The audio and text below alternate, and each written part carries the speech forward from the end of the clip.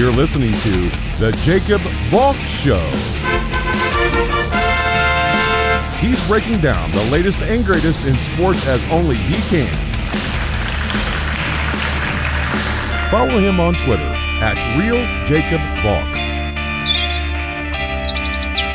Here he is,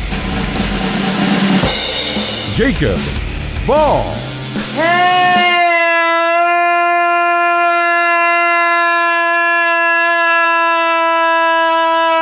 Hello, sports fans! Welcome to another edition of the Jacob Valk Show. I am the Jacob Valk, except no imitation. I've got to start with Magic Sixers and Joel Embiid's 50-point performance. It's not too often in today's NBA that you see a center dominate like that.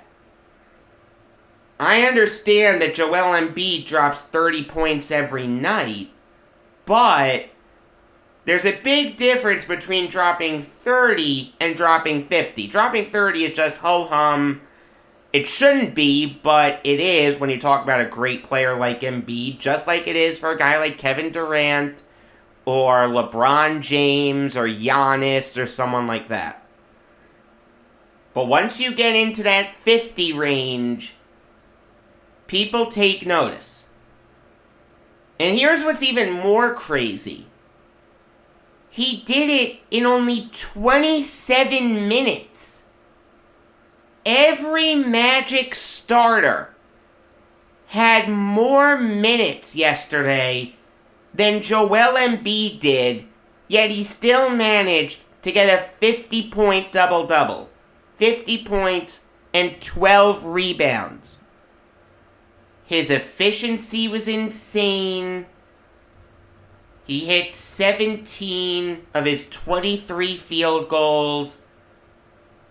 He shot 15 of 17 from the charity stripe. He even hit a three-pointer for good measure. The guy was insane. It was without question one of the greatest performances by a player this season. You want to tell me it doesn't mean much since it came against the Orlando Magic? Mo Bamba's a good player. Like, Mo Bamba's a really good player. I'm not going to sit here and tell you that the Magic are a good team, because they're not. They're absolutely dreadful. But Embiid was matched up against Bamba for most of the night, and he got Bamba in foul trouble. He ended up fouling out. I mean, the second half was just a masterclass by Embiid. On the offensive end, he had 26. But on the defensive side, he held Bamba to just 4 points.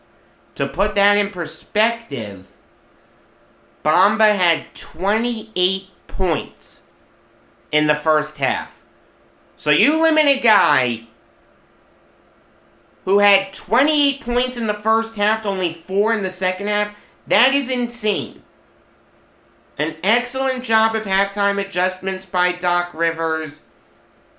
The Magic were actually up at the half. They were up by 10.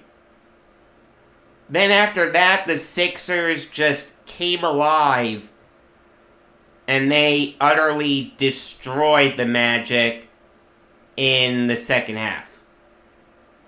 They outscored the Magic 76-53. It was just a master class by Embiid. A great job by Tobias Harris. He had 21 points. Tyrese Maxey was solid. He had 14 points. Off the bench, I like what George Niang and Furkan Korkmaz did. Really good win for the Sixers. And it brings up the question, what are they going to do going forward? Realize they still have a very interesting trade piece in Ben Simmons. Are the Sixers gonna trade him? Do the Sixers even need to trade him? Or would they just upset the apple cart? I'll get that latter notion out of the way right now. The Sixers absolutely do need to trade Ben Simmons. The Sixers are not among one of the best teams in the NBA. They're a good team. It wouldn't surprise me if they won a round in the NBA playoffs, but as far as getting out of the conference semifinals, I don't see it. How do you fix that? By making your roster better. How do you make your roster better? You trade Ben Simmons. It honestly boggles the mind that he hasn't been traded yet. This guy wanted out before the playoffs were over last year. The fans had turned on him, and once you lose those Philly fans, they will make your life a living hell.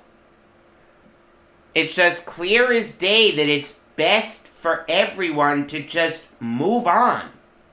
If you're Daryl Morey, just cut your losses. You thought you could build around Ben Simmons. It didn't work.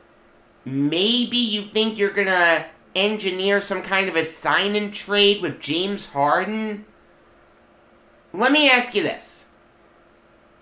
Would you rather take the chance that James Harden is going to sign with the Philadelphia 76ers, or would you rather trade Ben Simmons now and help your team for this year and going forward? Realize, if you hold on to Ben Simmons and James Harden says, no, I'm re-signing with the Nets or I'm going somewhere else, you have this asset in Simmons, and I don't want to say no way to move him, but it gets a lot more difficult. There are teams that are interested in Ben Simmons. We've heard the Pistons linked to him. We've heard the Hawks linked to him. The Pacers. The Kings. I think you've got to throw the Lakers into the mix. I mean, you see some of these rumored trade packages that Daryl Morey has supposedly said no to. You've just got to shake your head and say, wait a minute, what are you waiting for? See, the waiting until free agency doesn't work. Just ask the Knicks. The Knicks, for God knows how many off seasons, cleared cap room to try to bring in superstar free agents. It never worked. Once you start playing for free agency, you are rolling the dice. You may think that you have a good chance of bringing in James Harden. And look, if you put James Harden on the Sixers, that team just got really scary. You think about this starting lineup for a sec. James Harden, Seth Curry, Matisse Thybulle, Tobias Harris, and Joel Embiid. That's a roster that can win an NBA title. I understand the allure of that, but if it doesn't happen, I don't want to say that you're screwed, but again, you have this premier asset and no clear way to get rid of him. It's just a dicey bet. Now, I know that Daryl Morey has been criticized by some people for turning down trades involving guys like John Collins and Domantas Sabonis and De'Aaron Fox and Jeremy Grant and guys like that. I'll come to Morey's defense a little bit. We don't know whether those guys were truly offered or not. Just because someone's rumored to be on the trading block doesn't mean that they actually are. It's fun to speculate, but maybe those guys were never truly available. Like, the trade that Morey really got dragged through the mud for was turning down a trade with the Pistons. Simmons would go to the Motor City, and Jeremy Grant, Sadiq Bey, Kelly Olynyk, and a first rounder would go to Philly. Do we know for sure whether Grant, Bey, and Olynyk are truly available? Like, I'll say this. That trade makes no sense for the Pistons. Ben Simmons doesn't get them into the playoffs. Why are they trading a first rounder? Why are they trading Sadiq Bey? It makes zero sense. Like, I just find it hard to believe that some of these packages have truly been offered. I believe that there's interest in Simmons. I believe that there are teams that would take him and would give him a fresh start. I'll say this. Him in Atlanta would make perfect sense. I love the idea of him playing with Trae Young. Oh my gosh, that would work perfectly. I'm not sure how much I love him with Clint Capella, but I could see a world where it works. If you really want to blow things up if you're the Hawks, if you really want to retool things, I'm not opposed to them trading for Ben Simmons. I believe that there is interest in him. I just don't know if those trade packages that we've seen on Twitter are legit. I understand where there's smoke, there's fire, but it's also possible that Daryl Morey and insert other executive here were just spitballing. Hey, how would you feel about Simmons for this guy? How would you feel about Simmons for this package? Do you think this could work? Sometimes what GMs do is they'll gauge the value of their players with no real intention of trading him. You just want to see what the value of these guys are. If something crazy comes up, yeah, you jump on that. But we've seen that with the Nets. We've seen Joe Harris mentioned in trade rumors. He's still a Net. We've seen Nick Claxton's name in trade rumors. He's still a Net. I just find it hard to believe that a GM as good as Morey would turn down some of these offers. Having said that, if I was Daryl Morey, I would just cut my losses at this point. You know, I tried to make it work. I tried to bring in a ton of shooting. And it just didn't work with Simmons. And now the situation is toxic. Let me get whatever I can for him. And I'll build the team up that way. But I can understand him not wanting to give Simmons away. Simmons is a good asset. Not a great asset, but a good one.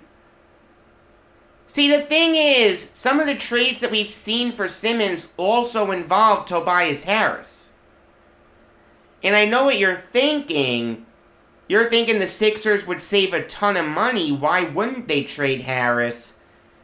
Tobias Harris is probably either the second or third best player that the Sixers have.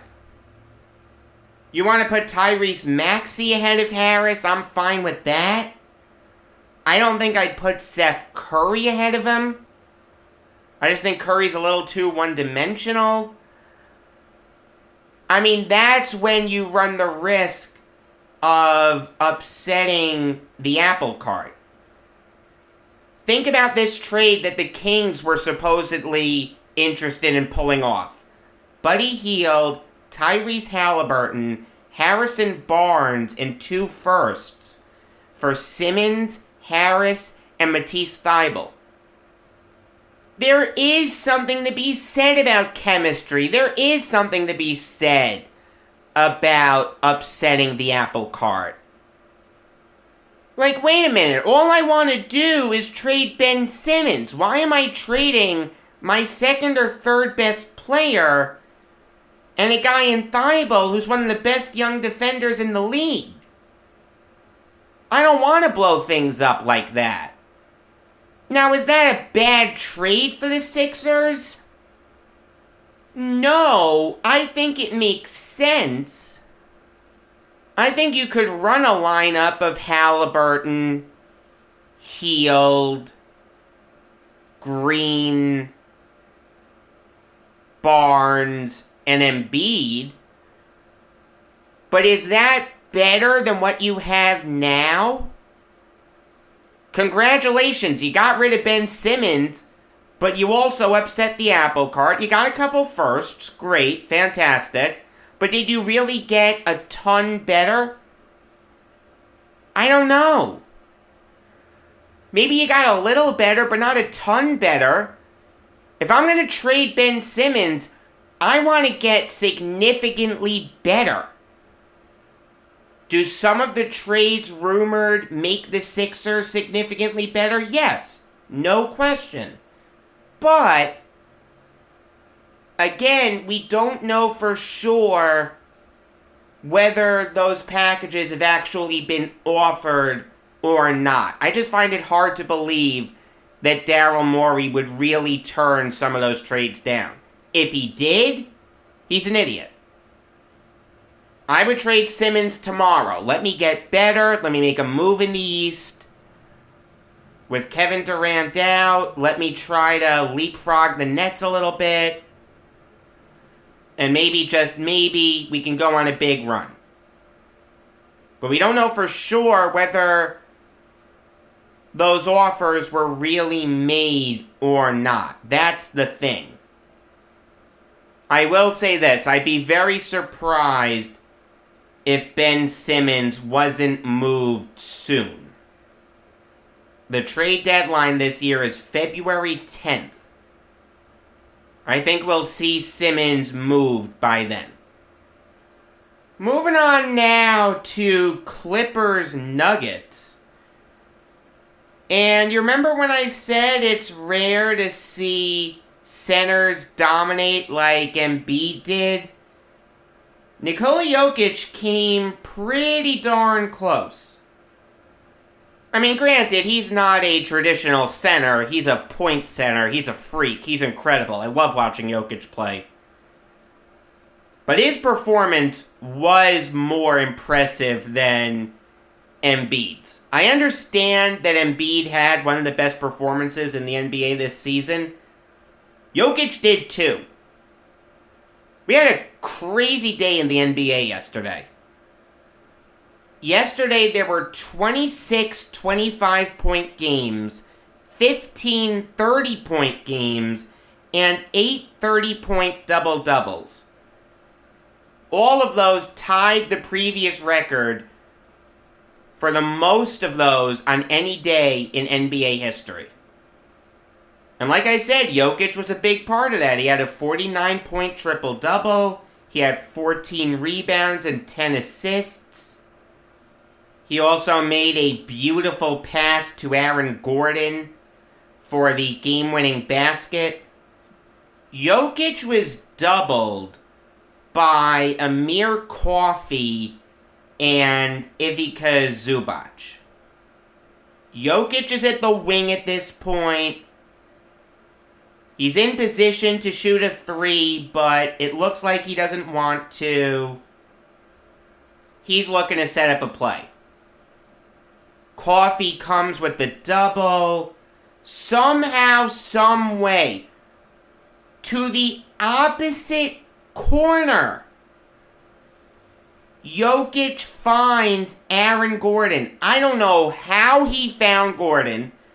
I don't think Teddy Bridgewater could make that pass. I think John Elway would have a tough time making that pass. It landed right in Gordon's hands. Gordon was in perfect position to catch and shoot. And he made a 3 with no time left on the shot clock. With 1.7 seconds left in overtime. The Nuggets won 130 to 128. It was kind of funny. That shot made the score 130 to 127. So you may be thinking to yourself, did the Nuggets foul and did someone miss a free throw? No, that's not what happened. Devon Reed was actually called for a technical foul. So Luke Kennard went to the line to shoot a free throw. He hit that free throw. So the Clippers could have gone for 2 and tied the game on the inbounds play. They ended up going for a 3 to win, but Reggie Jackson missed. The Nuggets won a crazy game, but the Clippers have nothing to be upset about. It was a hard-fought loss. Ivica Zubac had 32 points and 10 rebounds. Reggie Jackson had 28 points and 12 assists. Off the bench, Brandon Boston had 16 points. Eric Bledsoe had 13 points. All the Clippers have to do is tread water until George and or Kawhi Leonard comes back. I don't know when Kawhi is going to come back. It's not soon, I can tell you that. George is going to be out for a little bit, a few weeks. So it's certainly going to be tough for the Clippers to tread water. But I'll say this, they came close to beating a good Nuggets team in Denver last night. It took Herculean efforts from Jokic, Aaron Gordon, who had 28 points, Monte Morris, who nearly had a triple-double, 19 points, 9 rebounds, 9 assists, and Jeff Green, who had 12 points, to prevent the Clippers from winning that game. I understand that it's tough to find moral victories when you're in the playoff race, but if ever there was a moral victory, this was one. This is a loss that if you're a Clippers fan, you can live with. Moving on now to Pacers-Lakers. The Pacers were previously on a 4-game losing streak. They had lost 10 of their last 11. But nothing stops a slump like playing the Lakers. The Pacers won 111-104 at the Crypto.com Arena. And once again, the Lakers look like they're in trouble. I mean, you see all the stories coming out of LA that if Frank Vogel didn't beat the Jazz on Monday, he would have been fired. Russell Westbrook didn't play the final 3 minutes and 42 seconds of yesterday's game. that struck some people as strange. Did Vogel do that by himself, or did he have permission to do that? According to Dave McMenamin of ESPN, Vogel had permission to do that. And when I say permission, I don't mean from LeBron. I mean from Lakers management. I understand that nothing happens with the Lakers without LeBron's approval, but at the end of the day, Vogel doesn't need to get clearance from LeBron to bench Westbrook. That is a management decision. Technically, it's only a coach's decision, but I can understand him wanting to get management's permission. I mean, that's the kind of thing where if it doesn't work, it looks really bad. So Vogel can just say, I had permission to do this. Rob Pelinka knew I was going to do this, so I did it. If he didn't have permission and it didn't work, the story right now would be Lakers fire Frank Vogel. And make no mistake about it, that can still happen. I mean, the big story here isn't the Pacers snapping their 4-game losing streak. The big story here is the Lakers continuing to struggle. They could have moved to over 500 and sole possession of the 7 seed in the West with a win yesterday, and they failed.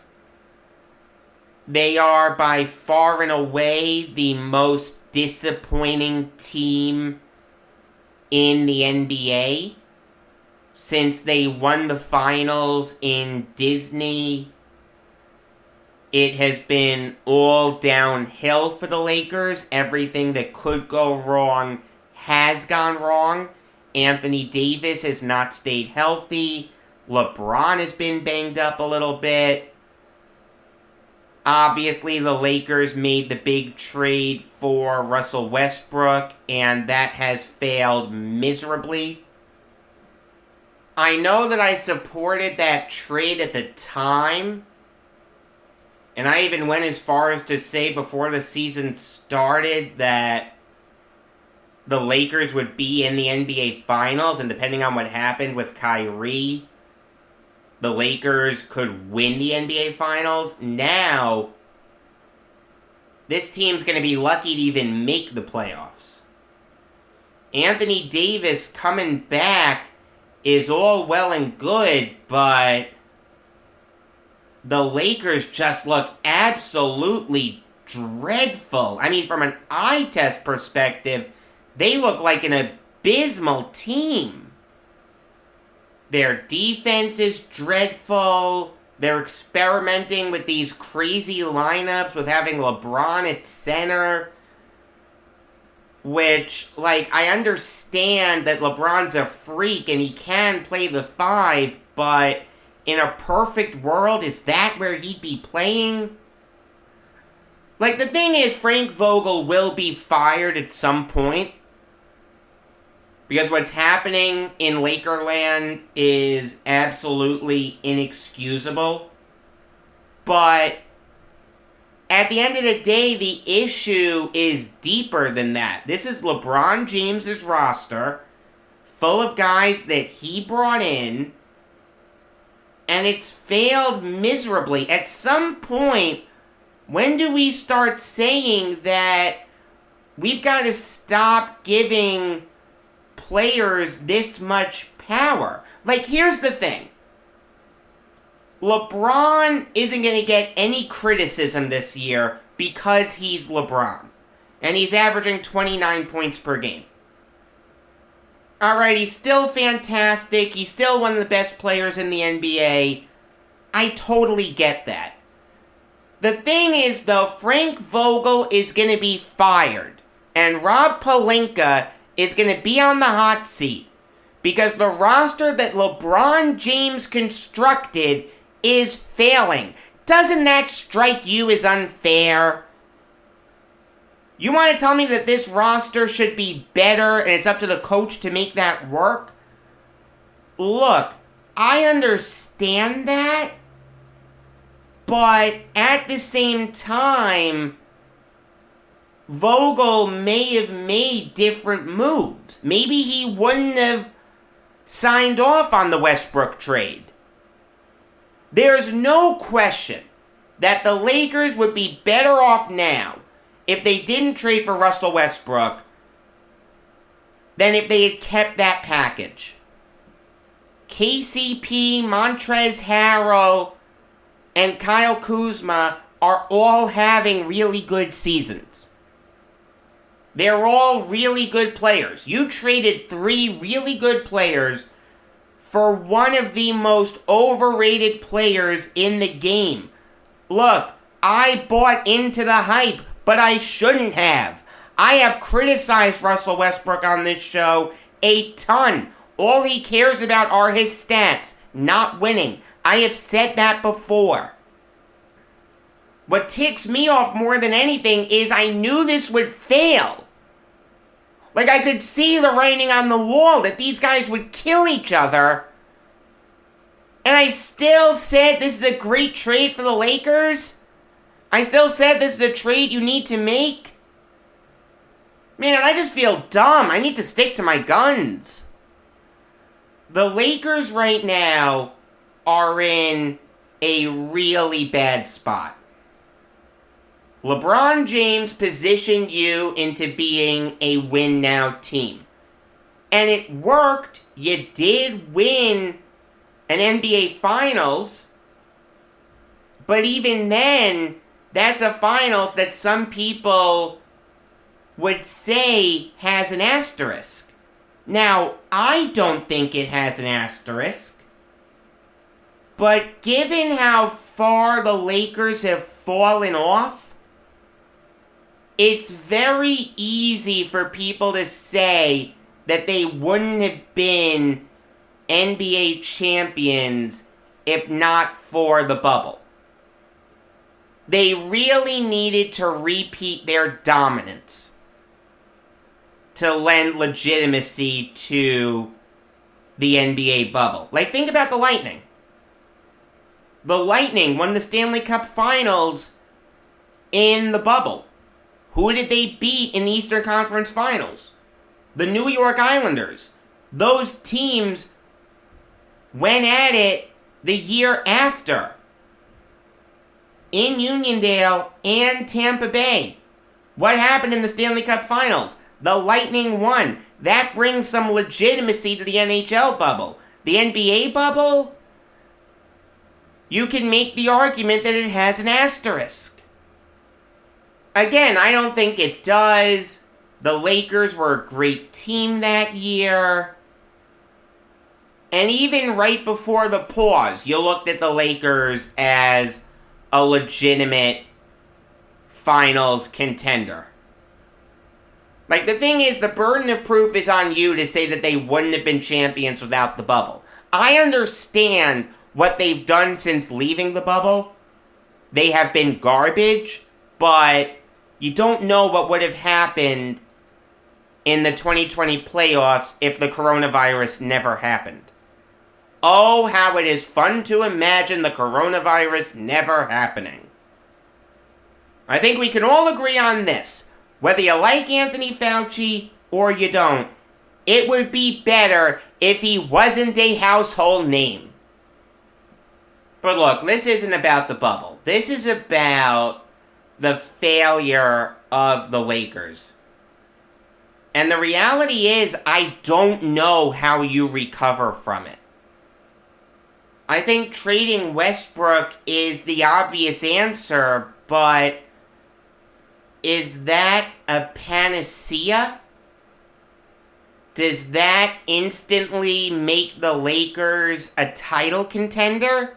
I don't think so. Also, what would you get for Westbrook? You're not getting a rumored Ben Simmons package for Russell Westbrook. I've got news for you. Ben Simmons is better than Russell Westbrook. Simmons is a much better defender. And yeah, Simmons can't shoot, but he knows that. That's why he slashes so much. Westbrook, every game, will hoist brick after brick after brick. If I am starting a team from scratch tomorrow, and I have to choose between Ben Simmons and Russell Westbrook, I am choosing Ben Simmons. So I don't know what you could possibly get for Russell Westbrook that would help you this year. I don't think a rebuild is in the cards. You're not rebuilding with LeBron James on your roster. It begs the question, could you trade LeBron? No. No, no, no, no, no. You can only do that in 2K. The NBA would break. ESPN would break if LeBron James got traded. It's not even worth thinking who you could get for him. The logic makes a little sense, but no. There are just certain players that no matter what, you don't trade. Like, even if the nightmare scenario happens in Brooklyn, James Harden leaves in free agency, Kyrie Irving leaves in free agency, and the Nets replace them with a bunch of ham and eggers, Kevin Durant isn't being traded. Why? Because he's Kevin Durant. There are certain players that just do not get traded under any circumstances. I don't think trading Anthony Davis is out of the question. Davis has struggled to stay healthy. Really hasn't fit with what the Lakers really want to do. They want him to play center. He doesn't like playing center. That's why the Lakers went out and signed Dwight Howard and DeAndre Jordan. I could see the Lakers doing that. I could see the Lakers trading everyone but LeBron James. I mean, I just don't think retooling the roster is going to work for the Lakers. It's so poorly constructed that nothing short of a major teardown will work. We need to face the music. LeBron failed. He put together a roster that on paper looked really good, but in practice, it is dreadful. Trading for Russell Westbrook backfired about as much as it possibly could. It's supposed to turn you into a title contender? You're about as far away from a title contender as you could possibly be. The Lakers are a joke right now, and I don't see how they get much better very soon.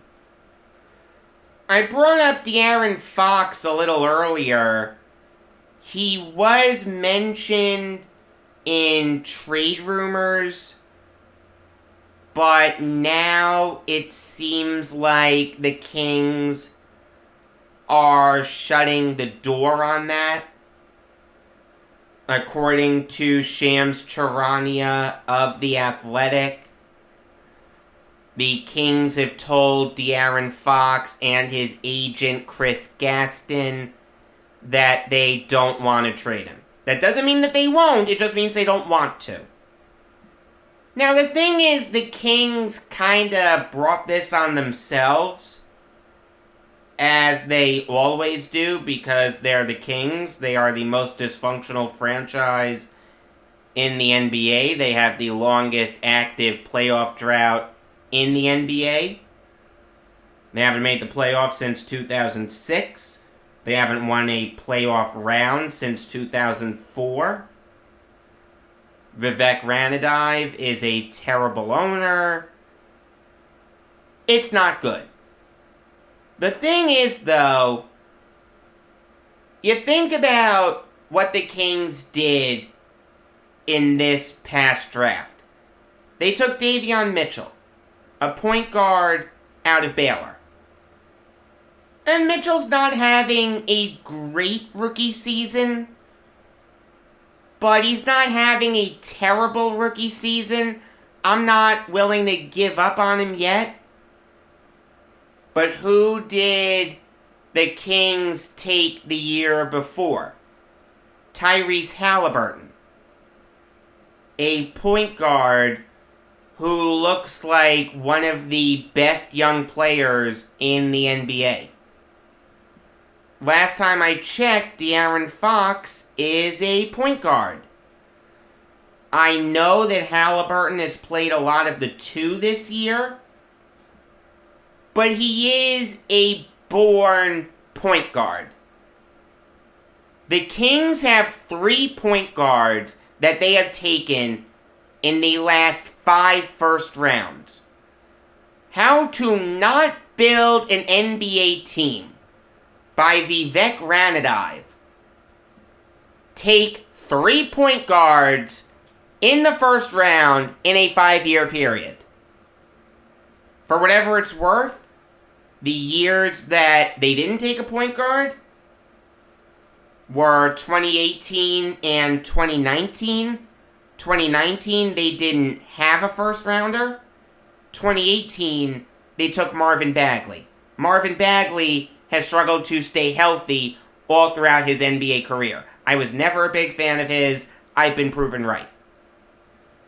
Now, I'll say this. We're not at a Cleveland Cavaliers point where we know for a fact that Darius Garland and Colin Sexton can't play together. Okay, we know that. That's why we've heard Colin Sexton trade rumors. Obviously, he's out for the year with a torn left meniscus. In a way that really helped the Cavs because they were able to go big, put Okoro at the 2, Markkanen at the 3. It was addition by subtraction.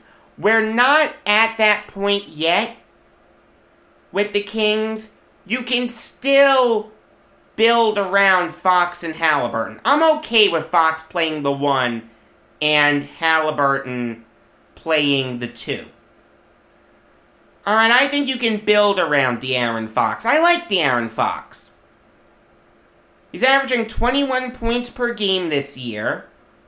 He is a good defender. Don't let Evan Roberts fool you. Alright, his nickname is Swiper. He's averaged a steal per game every year he's been in the NBA. Now, I'll say this. His efficiency isn't where it needs to be. He's shooting just under 46% from the field. That's not bad. I'll take that. But he is shooting just under 25% from beyond the arc. That is abysmal. That is terrible. Like, there was a time when it really looked like De'Aaron Fox was going to turn into a really good shooter. His sophomore year, he shot over 37% from 3. Since then, he's never shot 33% from 3. But Fox has a solid mid-range game, good slasher, like I said, good defender. I like Fox. I really do. I don't mind the Kings holding on to him. I mean, that brings up the question, what can the Kings do to get better? The biggest thing is improving their defense. They have the 3rd worst defense in the NBA in terms of points against per game. De'Aaron Fox is a good defensive player, as is Tyrese Halliburton. But those guys can't do it by themselves. Harrison Barnes is not a good defender. Buddy Hield isn't a good defender. Terrence Davis isn't a good defender. Marvin Bagley isn't a good defender. The Kings really need to fix that aspect of their roster. They need to add defensive stoppers. You can build around Fox. You can build around Halliburton. I have no problem with that. But you've got to bring in some defensive stoppers. I'm not saying you bring in guys who are all defense, no offense, but you've got to bring in guys with a solid two-way game. The situation in Sacramento isn't as desolate as it may seem. There is a way for them to get better quickly. They just need to add really good defensive players. And I don't want to say that's incredibly easy, like just snap your fingers and it's done. But it's easier to bring in great defensive players than it is to bring in great offensive players. Think about it this way. Guys who average 20 points a game get big contracts. A guy like Robert Williams gets a nice contract, but not a huge contract. It's easier to find great defenders than it is great scorers. I'll close this show out with some MLB Vault talk. No, the MLB lockout isn't over. Lord only knows when it will be, but it is not today. But something did come to an end. The Tampa Bay Rays' plan to become the Tampa Bay/Montreal Rays. If you'll recall, Stu Sternberg was a big advocate of the Rays splitting home games between Tampa Bay and Montreal. That concept was worked on for a while, but today the Major League Baseball Executive Council officially killed it. It brings up the question, where are the Rays going to call home permanently? Part of this split plan was the Rays getting a new stadium in Ybor City, which is a neighborhood in Tampa. We don't know whether that proposal is now dead. We don't know whether Montreal has the means to support a full-time team. You gotta think, if they were willing to build a stadium for a part-time team, they'd build one for a full-time team. But it wasn't that long ago that the Expos moved to DC. The last game ever played in Montreal was September 29th, 2004. We're not talking ancient history here. We're talking 18 years ago. A lot of those people that didn't go out to support the Expos are still in Montreal. Like, what makes you think that now all of a sudden people in Montreal are gonna support a baseball team? Like, the last thing on earth you want to do is move a team to a new city and then that new city doesn't support the team. There is a chance of that happening in Montreal. It was always a stupid idea for the Rays to split their home games. No one likes splitting home games. You remember when the Islanders split their home games? No one liked it. And that wouldn't have killed the notion of the Rays having a full-time home.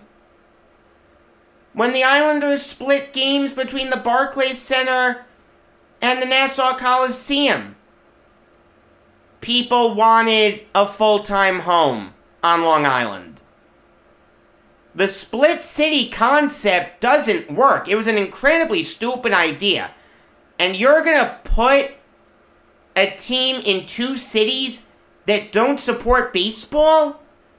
Baseball in Florida doesn't work, okay? We've seen it time and time again. There's just too much competition. Floridians like being on the beach. They like the nightlife. They like the party aspect of things. They don't like sitting for 3.5 hours to watch a baseball game. Alright, the Marlins should move too. But that's a different battle. And Montreal just lost the Expos 18 years ago. Again, we're not talking ancient history here. Now look, sometimes, if you give a city another chance, it works. The Winnipeg Jets moved to Phoenix. They became the Coyotes. 15 years later, not ancient history, the Atlanta Thrashers moved to Winnipeg and became the Jets. And you know what? Those fans come out and support their team.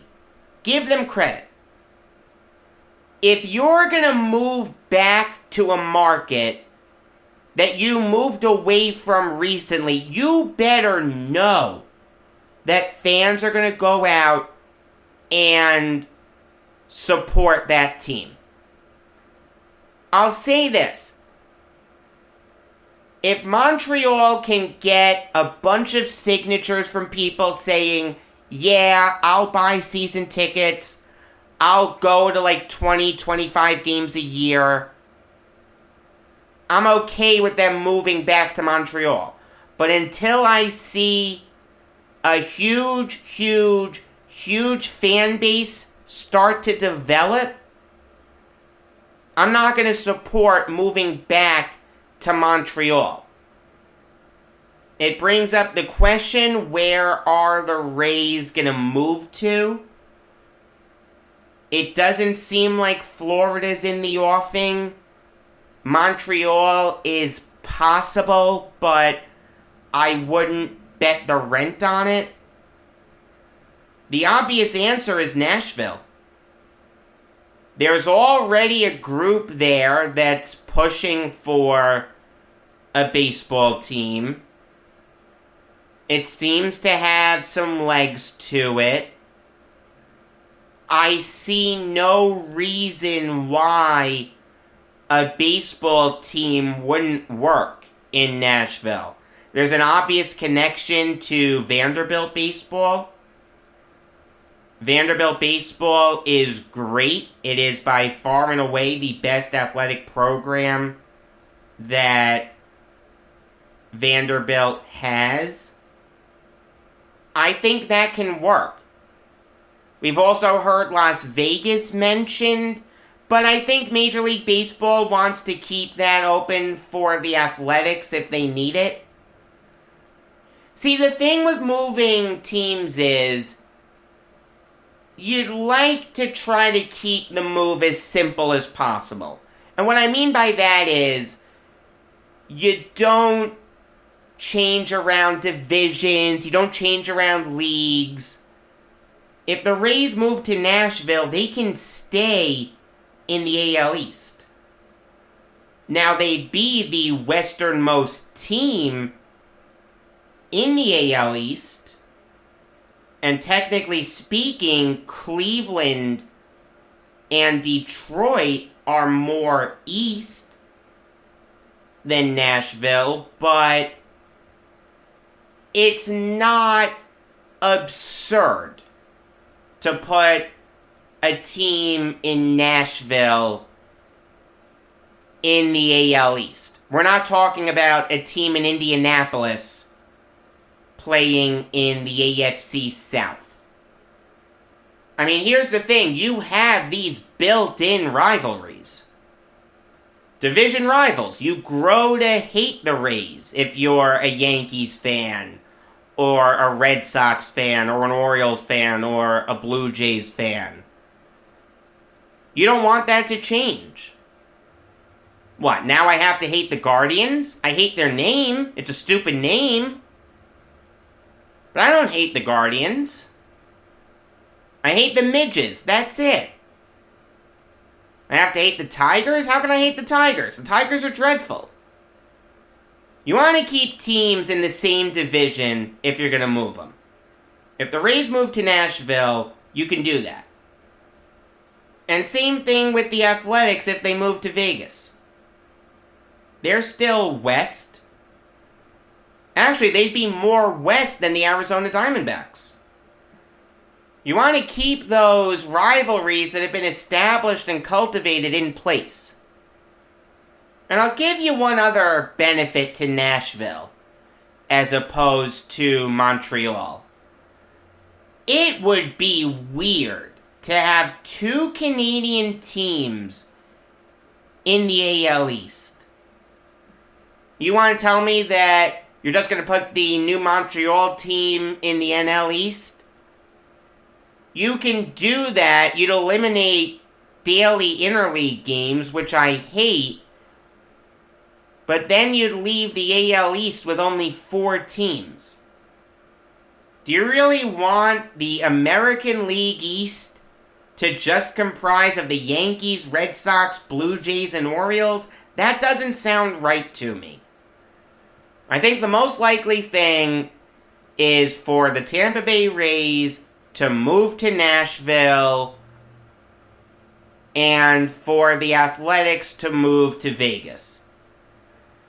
I know that a hurdle with the Athletics just got cleared. There was some kind of an environmental review. So maybe they'll end up staying in Oakland. I think that's the ideal scenario. I don't think anyone wants to see a team move under any circumstances. Like, even though I hate the Red Sox, I wouldn't want to see them move. There are teams that you love to hate, and I love to hate the Boston Red Sox. And I will say this, an interesting update. Stu Sternberg just said that there are 2 proposals to keep the Rays in Florida, but he doesn't like their long-term viability. So I think the writing's on the wall. The Rays are probably destined for Nashville. I don't know when, but I'd say within the next 5 to 10 years. Tomorrow, I'm going to preview the weekend's 4 NFL playoff games.